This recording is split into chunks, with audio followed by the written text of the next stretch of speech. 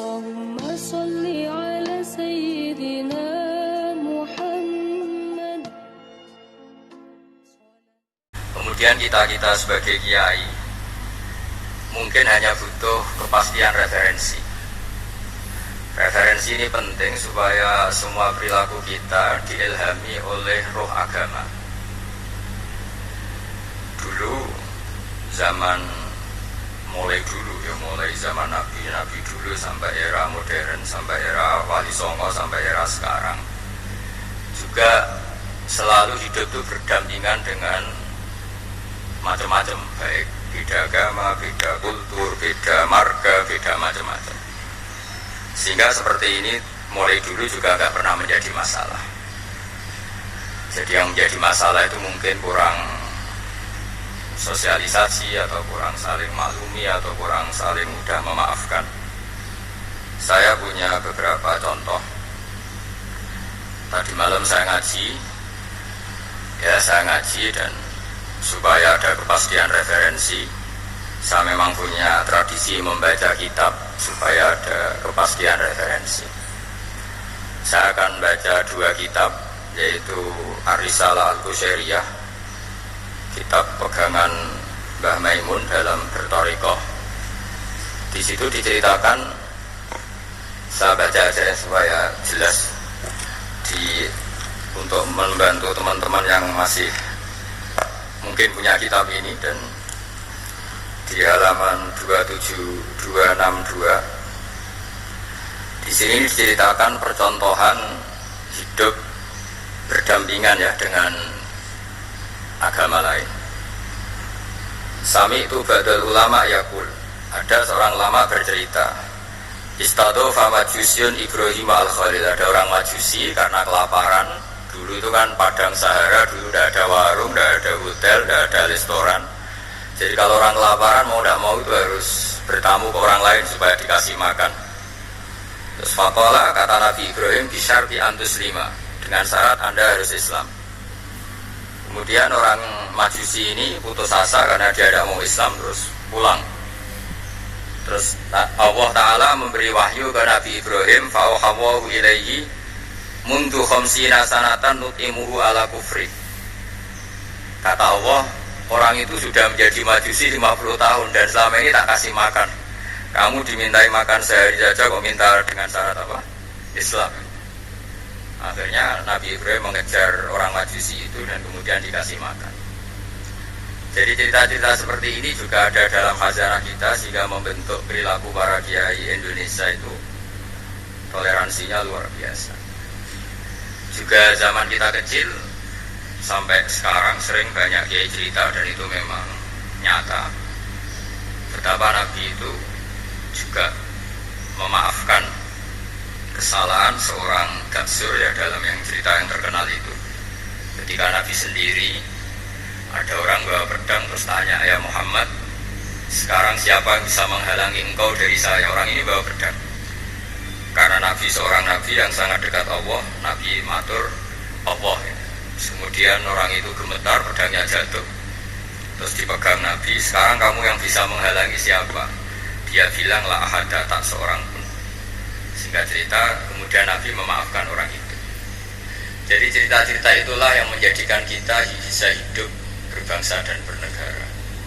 Jadi memaafkan itu kata kunci dalam bersosialisasi, baik dengan keluarga, dengan tetangga, dengan semua warga Indonesia. Kedua, saya baca kitab Asy-Syifa. Asy-Syifa ini kitab tentang kelebihan-kelebihan Rasulullah SAW. Di antara pokok dari sifat dasar Nabi itu adalah pemaaf. Suatu saat Nabi ngalamin luka, dan luka itu disebabkan oleh musuh-musuhnya. Kemudian ada di antara yang memberi saran ke Nabi, lau da'au ta'alaihim, mbok jenengan maksudno mereka, karena mereka sudah melukai engkau, terus sudah biadab sama engkau. Tapi Nabi menjawab, ini di halaman 73 dalam kitab Hukukul Mustafa karangannya Qotiyah, judulnya itu Asy-Syifa. Ini lam upas la'anan. Saya ini tidak ditugaskan Allah untuk menjadi tukang laknat, untuk menjadi orang yang sukanya menghabisi yang lain. Walakinni bu'istu da'iyan wa rahmatan. Tapi saya diutus untuk berdakwah yang baik, wa rahmatan, dan menjadi rahmat. Terus Allahumma hdi qaumi fa innahum la ya'lamun. Ya Allah, beri hidayat kaum saya, karena perilakunya demikian itu disebabkan karena ketidaktahuan.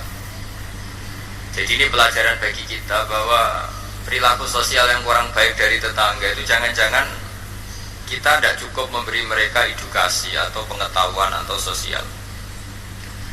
Jadi saya tidak akan banyak matur di sini karena memang waktu saya juga tidak banyak. Tapi saya mau matur dulu itu, saya cerita ke ibu-ibu ini yang ibu. Dulu itu ulama itu hubungannya hanya dengan Allah, tidak pakai ilmu sosial. Ini penting. Ilmu sosial itu bisa jengkelkan. Misalnya kalau saya baik sama tetangga, tetangga saya tidak baik itu bisa jengkel. Atau baik sama istri ternyata malah lama, bisa jengkel. Baik sama tamu ternyata malah tamunya kurang sopan atau mengganggu, itu bisa jengkel. Sehingga dulu Nabi itu kalau menyuruh kebaikan itu mangkana yu'minu billahi wal yaumil akhir falyukrim dhaifahu falyukrim jaruh. Jadi kebaikan kepada orang lain itu atas namakan Allah. Sehingga kalau kita jengkel itu mudah memaafkan. Saya punya banyak cerita di Ihya juga di beberapa kitab. Itu ada seorang ulama dipanggil tetangganya, Pak Yai silahkan datang ke rumah saya. Si Kiai tadi datang.